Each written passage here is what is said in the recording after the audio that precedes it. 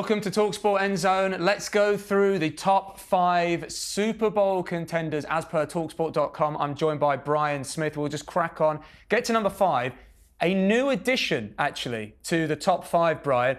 The Washington Commanders, straight out of that Hail Mary. And they, I mean, just for fun, is it the Hail Mary that just got them into that top 5? That's how good the Hail Mary was. Yeah. The Hail Mary was so... Dan Quinn, by the way, we spoke on our other show about all the celebrations and the fan reaction and the idiot players and the good and bad, but we forgot to mention Dan Quinn running around like he just won the college football championship. He looked like a high school coach out there winning a state championship. Loved everything about that. And this is a Washington team that keeps stacking wins. It's the best team in the NFC East, even with the Eagles in it. Jaden Daniels, mid-season, MVP candidate. There's no way around it. They have a good defense. I love what Dan Quinn has brought to this team. And then you win a game like that. Yeah, they're cracking the top 5 now. And it's a Washington team that just refuses to go away. Maybe it was a little bit of a run. We saw Minnesota start really hot and they're starting to fall off.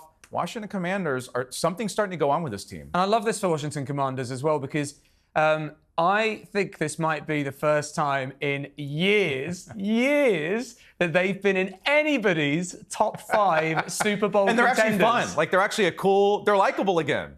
This is why we know nothing, Brian. We know absolutely nothing. They'll be out next week. They'll be out next week. They're not winning the Super Bowl, but Jaden Daniels has been a spark plug and he's been bleached. He's cleaned out all the bad stuff. They're a cool team right now. Do you know what? An amazing way of putting it. It's actually a horrible way of putting it at the same time, but Jaden Daniels is bleach, but it does make sense. I love the analogy.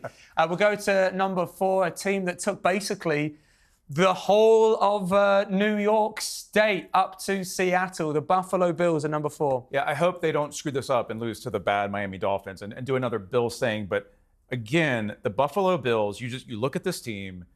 They were contenders 3 years ago. They were contenders 2 years ago. They've had some issues.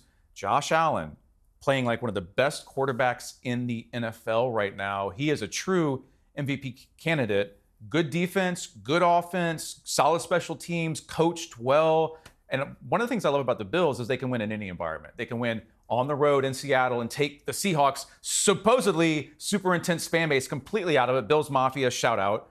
They can win in February. They can, if they make the Super Bowl. They can win in January. They can win in the snow. They can win in the rain. They're an old school football team because that's how you have to play in Buffalo with the best fan base in the NFL. There's no doubt about it. Midway through the season, Super Bowl contenders. A team that would be considered Super Bowl contenders, obviously at number 3 right now as well. Your old stomping ground, Brian.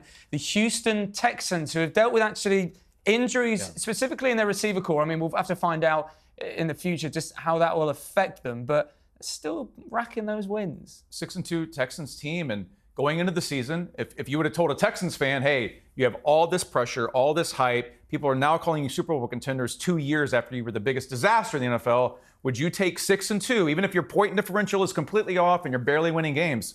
You'll take 6-2. It's interesting because C.J. Stroud has been good so far, but not the C.J. Stroud of last year. He's also had key injuries, as you just mentioned, at wide receiver.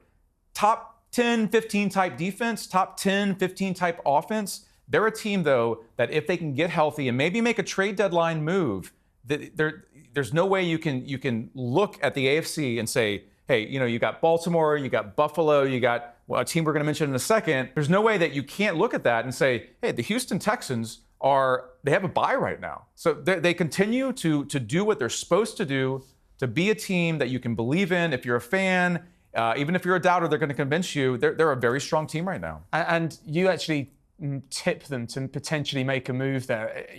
Stephon Diggs, he went out with an injury. We spoke about Nico Collins, obviously, as well before. The fact that he's out for a long time. That receiver core is looking a little shaky. So would it be, in your opinion, if they don't make a move, you can see them dropping down this ranking? Yeah, I've always thought they're going to win the AFC South this year, and they just beat a very tired Anthony Richardson, who had to tap out of that game because he was so worn down playing against the Texans. So you're winning your division. The key for them, I think, would be, could you get to that next echelon of the AFC, and are you really competing with Baltimore, with Kansas City, with Buffalo? And everything they've done this far is yes, but I do believe that they need to make a move before the deadline. All right, number 2, the reigning Super Bowl champions, the team that are aiming for a three-peat this year. and the only unbeaten team actually in the NFL, and yet they are not top of Brian Smith's Super Bowl rankings, the Kansas City Chiefs at number 2. Just imagine how good the Chiefs will be when Patrick Mahomes is Patrick Mahomes again. I don't know when that's going to be. I don't know what is wrong with Patrick Mahomes, and it's most likely, as we mentioned a lot, the injuries, the lack of consistency. I love the DeAndre Hopkins trade. That stunned, I mean, truly stunned the NFL, and there's nothing better than when you're scrolling through social media and you're like, oh, like you drop your phone because of a trade. But Patrick Mahomes has still been a little off. Travis Kelce is back. Ultimately, they're undefeated. They're the only undefeated team in the league. You beat the Raiders. You keep this thing going. And at some point, Jay, Patrick Mahomes will start being a top 10 quarterback again. Or do you think that people are giving them a bit too much grace because, that, as you say, they haven't been performing that well? Or is it just the fact that, they keep winning, so we've got to give them that? I think ultimately, if you are 7-0, you are 7-0. You deserve it. If you are 7-0 and Patrick Mahomes is your quarterback and Andy Reid is your head coach and Travis Kelce is your tight end, it's kind of still hard to argue with. Yeah. Well, and yet you still don't have them number 1. They're not good enough to be number 1. Number 1 is the team that a few weeks ago, Brian Smith here said were America's team. Dallas Cowboys fans throughout the world livid at him. The Detroit Lions at number 1 on the Super Bowl contenders list. Brian, I understand what you mean by America's team, though. I do think that they are America, much like England, the world's team. England can be a little very gritty but posh, right? America can be, full of itself, maybe, but very gritty. In the city of Detroit, you put up 50-plus points in a game that you actually don't play that well. You lose Aiden Hutchinson. You're still winning games. The Detroit Lions are the best team in the NFC. And right now, I would love to have this matchup.